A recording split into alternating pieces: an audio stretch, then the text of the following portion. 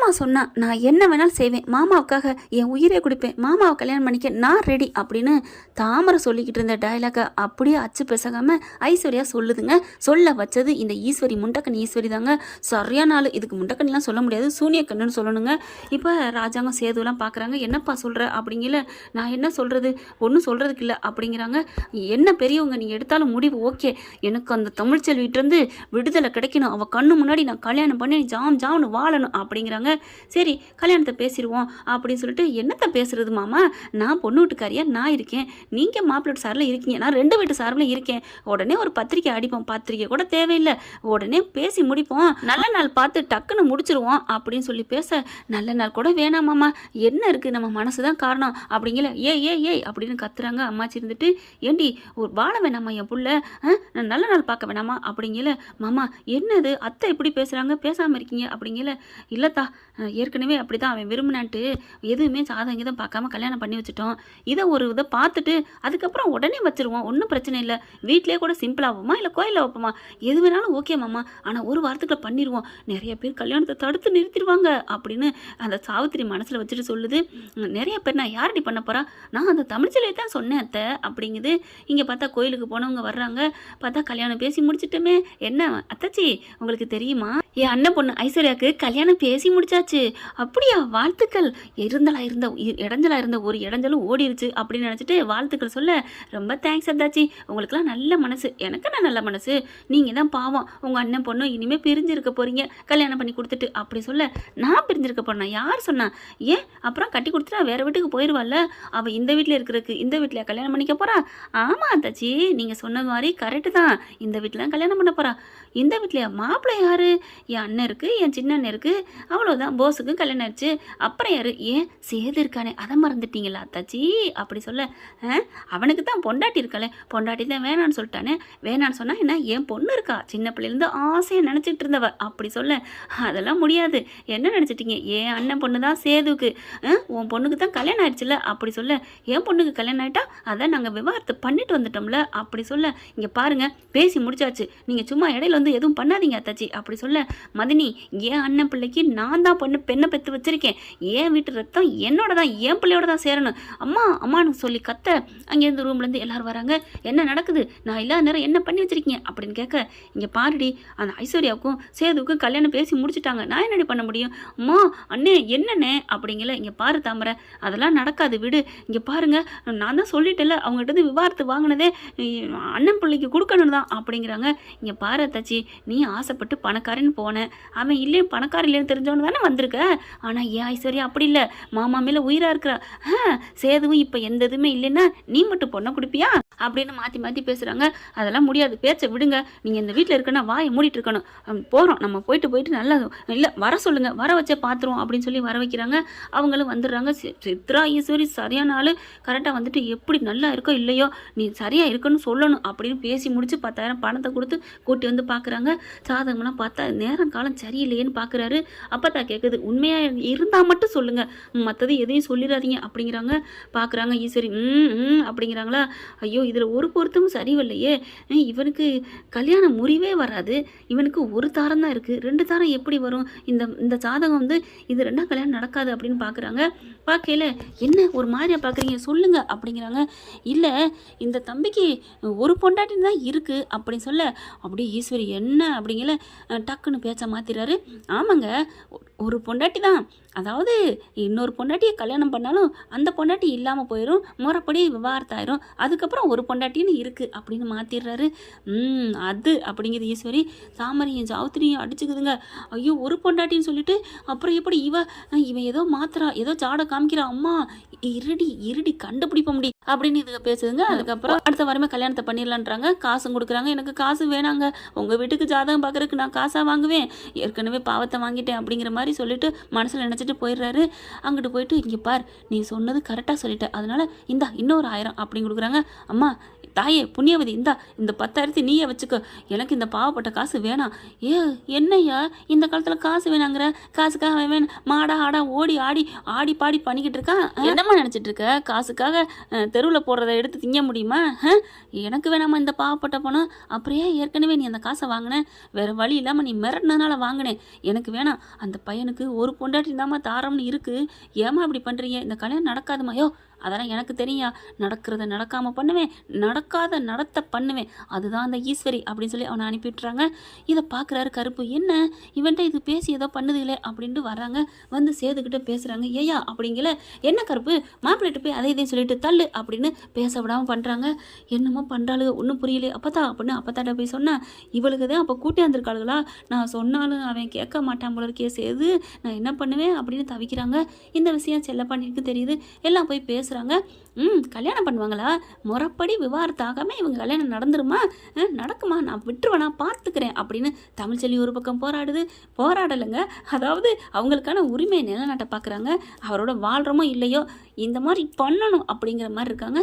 ஆனால் இங்கே சாவித்திரி தாமரை என்ன பண்ணுறாங்க, அம்மா என்னம்மா பண்ணுறது? ஏய் நீ மட்டும்தாண்டி அண்ணமே எனக்கு பொண்டாட்டியாக இருக்கணும், வேற யாரும் இருக்கக்கூடாது, எப்படி கல்யாணம் நடக்கும்னு நான் பார்க்குறேன் அப்படின்னு ரெடியாக இருக்குதுங்க. இவளுக்கு எப்படியாவது கல்யாணத்தை நிறுத்திடுவாளுங்கன்னு சொல்லிட்டு என்ன பண்ணுறாங்க, எல்லாருக்கும் காஃபி போடுறதுல தாமரைக்கு என்ன பண்ணுறாங்க, ஏதோ கலந்துருதுங்க. அம்மா எப்படிம்மா நீ பேசாமல் இருடி அப்படின்னு சொல்லிட்டு கலந்துட்டு அந்த பாட்டிலை கொண்டு போய் ஜன்னலுக்கு வெளியே, அதாவது தான் ரூம்பு வரைக்குமா கொண்டு போகணும், கிறுக்கு பைத்தியம், அந்த ரூமுக்கு ஜன்னல் வெளியே போட்டுருதுங்க.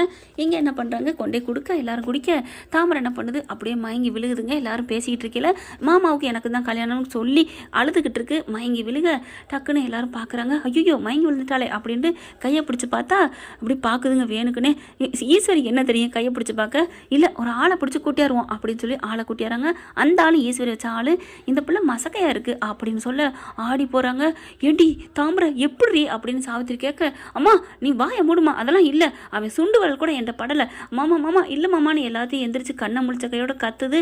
என்ன மதனி என்னமோ சொன்னீங்க, என் பொண்ணு கண்ணியோட இருக்கா, அப்படி இருக்கா இப்படி இருக்கான்னு இப்போ எப்படி அப்படி சொல்ல, இந்த மாதிரி நடிக்காதீங்க, ஏதோ நடந்திருக்கு, என் பிள்ளை ஏதோ மயங்கி வந்திருக்கா அப்படின்னு சொல்லிட்டு மயங்கியிருக்கா, என்னமோ தப்பு நடந்திருக்கு. ஏண்டி என்னடி அம்மா சத்தியமாக சொல்கிறேம்மா, அந்த பெரிய கருப்பு மந்த மேலே சத்தியமாக சொல்கிறேன், அவர் நிழல் கூட என் பக்கம் வரலம்மா அப்படின்னு சொல்லி அழுகிறாங்க. இனிமே கல்யாணம் நடக்கவே நடக்காதுடி பார்த்துக்கிட்டில அப்படின்னு ஈஸ்வரி சொல்லிட்டு போக, அடி பாவி நீ பண்ண வேலை தானா, இனிமே சொல்லிட்டில உனக்கும் உன் அண்ணன் மகளுக்கும் என் அண்ணன் கல்யாணம் நடக்குமான்னு பார்த்துறேன்டி அப்படின்னு சவால் விட்டுக்கிட்டு இருக்காங்க.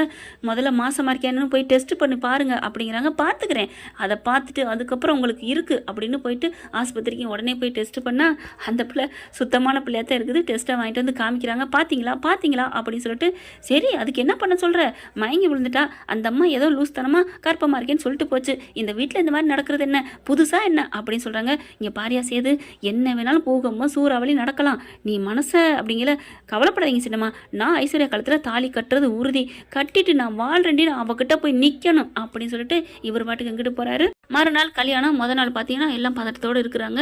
இங்கே தாமரை என்ன பண்ணுது, அம்மா எனக்கு மாமா தாம்மா வேணும் அப்படின்னு சொல்லிட்டு அந்த பக்கம் போய் நின்று அழுதுட்டு இருக்காங்க.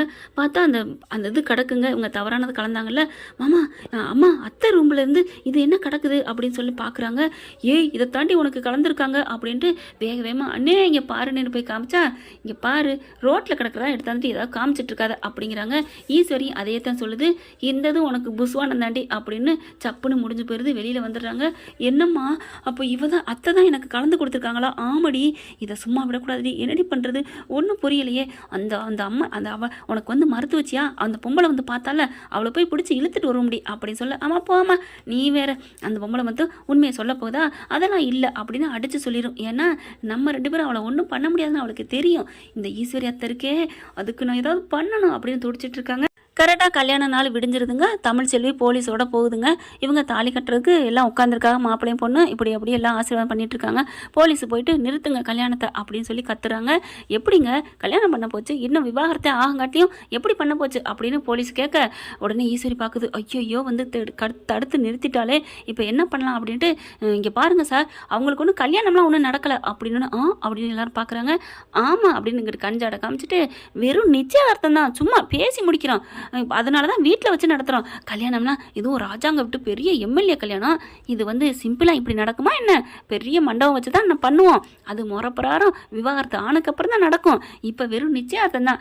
நீங்கள் இவ சொன்னான்னு கேட்டுக்கிட்டு வந்து என்ன சார் அப்படிங்கல பார்க்குறாங்க. அம்மா நிச்சயார்த்தம் பண்ணுறது தப்பு தாம்மா. சார் தப்புன்னு நீங்கள் சொல்லிட்டு போகலாம்ல, ஆனால் கைது பண்ண முடியாதுல்ல. நாங்கள் சும்மா ஒரு உப்பு தாம்பாளம் தான் மாத்திரம். உப்பு தாம்பாளம் மாத்திரதாம்மா இம்புடு பேர் இருக்கீங்க. என்னங்க ஒரு 40 பேர் இருக்கோம். எங்கள் வீட்டில் இருக்கவங்க தாங்க அம்புட்டோம் அப்படி இப்படின்னு சொல்லி மலுப்புது. அதுக்கப்புறம் தமிழ்ச்செல்வி பார்க்குறாங்க. ஏம்மா வெறும் நிச்சயார்த்தம் சொல்கிறாங்க. இல்லைங்க கல்யாணம் தான் அப்படின்னு சொல்லிட்டு இருக்கல, அங்கே இருக்கிற தாலியை டபக்குன்னு எடுத்து கையில் மறைச்சு அப்படியே ஜாக்கெட்டுக்குள்ள வச்சுக்கிறது ஈஸ்வரி. இல்லைங்க தாலி இருக்கும் பாருங்க அப்படின்னா அங்கே தாலியே இல்லை. அதுக்கப்புறம் சாவித்திரி என்ன பண்ணுது, ஏய் தாலி எடுத்து வச்சிருக்காடி போய் பண்ணுடி அப்படின்னு சொல்ல, இன்ஸ்பெக்டர் நில்லுங்க அப்படின்னு சொல்ல, என்னம்மா அப்படின்னு திரும்புறாங்க. இங்கே பாருங்க தாலியை இங்கே அம்மா எடுத்து ஒளிச்சு வச்சிருக்காங்க அப்படின்னு சொல்ல, சாவித்திரி முறைக்கிறார் ராஜாங்க. உனக்கு எதுக்கு இந்த வேண்டாத வேலைன்ட்டு தாலியை ஒளிச்சு வச்சிருக்கா. ஆமாம் எங்கள் அத்தச்சி தான் ஒளிச்சு வச்சிருக்கு பாருங்க அப்படின்னு சொல்ல, எடுமா அப்படிங்கிற. ஒன்றும் இல்லைங்க, ஒன்றும் இல்லைன்னு சொல்கிறாங்க. லேடிஸ் போலீஸை விட்டு அதை பாருங்க அப்படிங்கிறாங்க. அங்கிட்டு தெரியாமல் கொண்டே வச்சு தாலி எடுக்க பார்க்குறாங்க. ஏம்மா எதுக்குமா இப்படி? மாமாம்மா உனக்கு 1 லட்ச ரூபா என்னால் தரேம்மா சொல்லிடாதம்மா அப்படின்னு சொல்ல, அப்படியே பார்க்குது. வேறு வழி இல்லை, சரி கொடுங்க அப்படின்னு அந்த அம்மா தாலியை வாங்கி வச்சுட்டு, தாலிலாம் இல்லைங்க அப்படின்னு சொல்ல, எப்படி அப்படிங்கிற மாதிரி பார்க்க, அப்போ கடவுள் இருக்கா இல்லையா சே அப்படின்னு சாவித்திரி பார்க்குது. நான் கண்டிப்பாக பார்த்தேங்க, அங்கே இருந்துச்சு, அங்கே கீழே எதுவும் போட்டிருப்பாங்க அப்படின்னு போய் தேடினேன், அங்கே இல்லை. ஏன்னா இந்தம்மா பாக்கெட்டுக்குள்ளே போயிடுச்சே. உலகத்தில் 3/4 பேர் அப்படி தானே இருக்காங்க. அதனால் கல்யாணம் நின்று போச்சுங்க. அதாவது நிச்சயார்த்தம் தான் அப்படின்னு பொய்ய சொல்லி ஏமாத்திடுறாங்க. தமிழ் செடினால் ஒன்றும் பண்ண முடியல. கடவுள் இருக்கானா என்னன்னு தெரியல. சரி நிச்சயார்த்தம் தான் சொல்லியிருக்கீங்க, கல்யாணம் நடந்தா தெரியாமல் போகுது அப்படின்னு சொல்லிட்டு நிற்கிறாங்க. போலீஸும் போகுது. அப்புறம் ஏன் இங்கே நின்றுட்டு இருக்க, வீட்டை விட்டு போடி, என்னமோ அந்த வீடு வேணா ஒன்று வேணாம்னு சொன்னேன், அப்புறம் ஏன் நிற்கிற அப்படின்னு சொல்ல, நான் சும்மா நிற்பேன், நீங்கள் கல்யாணம் பண்ணிக்கலான்னு பார்க்கணும்ல அப்படிங்கிறாங்க. அதுக்கப்புறம் சே இந்த வீட்டை நிற்க வேணாம், இது தேவையில்லை, நாளைக்கு நாங்கள் போலீஸோடு வருவோம், கழுத்தில் தாலி இருந்துச்சுன்னா அவ்வளோதான் அப்படி சொல்லிட்டு ஒரு போலீஸே நிற்க வச்சுட்டு போயிடுறாங்க. அதாவது அந்த தாலியை எடுத்து பார்த்தீங்களா, அந்த போலீஸே சொல்லுது இந்த ஈஸ்வரியை, நீங்கள் வேணும்னா ஒரு போலீஸை நிப்பாட்டிக்கங்க அப்படின்னு சொல்ல, அதுக்கப்புறம் அந்த அம்மாவை நிப்பாட்டிட்டு போக, அம்மாச்சிக்கு இதில் விருப்பமே இல்லை, நின்னது வரைக்கும் சந்தோஷம் நினைக்க, அம்மா என்னம்மா போலீஸ்காரம்மா நிற்க சொல்கிறேன், ஏ சும்மா இருடி அது நம்ம ஆல்ரெடி, அப்படியா சரிம்மா அப்படிங்கிறாங்க. அதுக்கப்புறம் அவங்க போனதுக்கப்புறம் தாலியை கொடு அப்படிங்கல. இங்கே ராஜாங்க என்ன பண்ணுறாரு, சாவித்திரி பிடிச்சி திட்டுறாரு. நீ உனக்கு அறிவு இல்லை, எதுக்கு இப்படி போட்டு கொடுத்த அப்படிங்கல. அண்ணே இதெல்லாம் தப்புண்ணே, சட்டப்பிரகாரம் எது தப்பு எது சரிங்கிறது எனக்கு தெரியும், நீ வாயை மூடிட்டு இருக்க மாட்டேன், இந்த கல்யாணம் நடக்க வேணாம் நிப்பாட்டுங்க. மாமா என்ன மாமா அப்படின்னு ஈஸ்வரி வருது. ஆமாம் இவ சரியான ஆள், இவ சாதாரண ஆள் இல்லை, நாளைக்கு வந்து ஏதாவது பண்ணுவா, சேது எந்திரி நிச்சயார்த்தமாக இருக்கட்டும், நிச்சயார்த்தமான மோதிரமாவது மாற்றிக்கோமே அப்படின்னு சொல்லிட்டு வேகமாக தான் கையில் இருக்க மோதிரத்தை கொடுக்குது. ஈஸ்வரி கொடுக்குற மோதிரத்தை எடுத்து மாட்டி விடுங்க தம்பி மாட்டி விடுங்க அப்படின்னு சொல்லி பார்த்தா, இந்த பிள்ளை கை இப்படி புழுன்னு இருக்குது, இது பெரிய மோதிரமாக இருக்குது, இவ்வளோ பெருசு எப்படி சின்னம்மா அப்படிங்கிறாங்க. சின்ன மோதிரம் இல்லையே, ஏய் ஓ மோதிரம் தான் குடுறி அப்படிங்கிற. அம்மா என் கையும் அப்படி தாம்மா இருக்கும் அப்படின்னு பார்த்தா அதுவும் பெரிய மோதிரமாக இருக்குது, சும்மா பேருக்கு போட்டுட்டு வேணால் எடுத்துக்கலாமே அப்படின்னு சொல்ல, சரி வேறு வழி இல்லை அப்படின்ட்டு மாட்டுறாங்க. அது தொலைன்னு மாட்டின அடுத்த செகண்டே ரொம்ப சந்தோஷப்படுது ஐஸ்வர்யா. ஆனால் அது கீழே விழுந்துருது. என்னம்மா விழுந்துருச்சு அப்படின்னு சித்ரா சொல்ல, ஐயோ நல்ல மோதிரம் இப்போதைக்கு சின்னதாக கிடைக்கலையே, எல்லாருக்கையும் பெருத்து இருக்கே, யாருக்கையும் சின்ன மோதிரம் இல்லையே அப்படிங்கல. சரி சேதுக்கு மோதிரம் மாற்றணுமே அப்படின்னு சொல்லிட்டு என்ன பண்ணுறாங்க, சேது உன் மோதிரத்தை குடியா, என் அண்ணன் பொண்ணு உனக்கு மாட்டி விடுவா. இல்லை சின்னம்மா இருக்கட்டும், இதுவே போதும், பார்த்துக்கலாம், 1 வாரம் ஆகட்டும், அதுக்குள்ளே அவகிட்ட டைவர்ஸ் வாங்கிட்டு கல்யாணத்தை முடிக்கலாம் அப்படிங்கிறாங்க. ஆனால் தமிழ்ச்செல்வி கல்யாணத்தை நிறுத்திட்டுங்கிற சாதிச்சுட்டு போகிறாங்க. ஆனால் சாவித்திரிக்கும் இங்கே தாமரைக்கும் பார்த்தீங்கன்னா எப்படியோ கல்யாணத்தை நிறுத்தியாச்சு. அடுத்து இப்போ ஒன்றும் பிரச்சனை இல்லை, அடுத்து கல்யாணத்துக்கு பண்ணுவாளுங்கம்மா.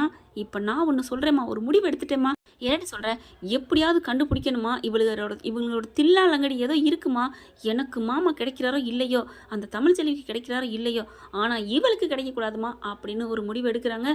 எல்லா இடத்துலையும் இப்படி தாங்க போயிட்டுருக்கு, எனக்கு கிடைக்குதோ இல்லையோ உனக்கு கிடைக்கக்கூடாதுங்கிறதாங்க நாட்டில் போயிட்டுருக்கு. ஓகே ஃப்ரெண்ட் பார்க்கலாம். இந்த பதிவு உங்களுக்கு பிடிச்சிருந்துச்சுன்னா உங்கள் பொண்ணான கையில் ஒரு லைக்கை போட்டு சப்ஸ்கிரைப் பண்ணி ஒரு ஆதரவு கொடுங்க அன்பு உறவுகளே. தேங்க்யூ. இந்த வீடியோ உங்களுக்கு பிடிச்சிருந்தா தயவு செய்து லைக் பண்ணுங்க. இன்னும் அப்டேட்ஸ்க்காக சேனலை சப்ஸ்கிரைப் பண்ண மறக்காதீங்க. நம்ம கிட்ட இருக்க எல்லா சேனல்ஸோட லேட்டஸ்ட் வீடியோ அப்டேட்ஸ்க்காக மேல ரைட் சைடுல காட்டுற லிங்கை கிளிக் பண்ணி வாட்ஸ்அப் குரூப்ல ஜாயின் பண்ணுங்க. உங்களிடம் விடைபெறுவது நான் உங்கள் மெஹர்.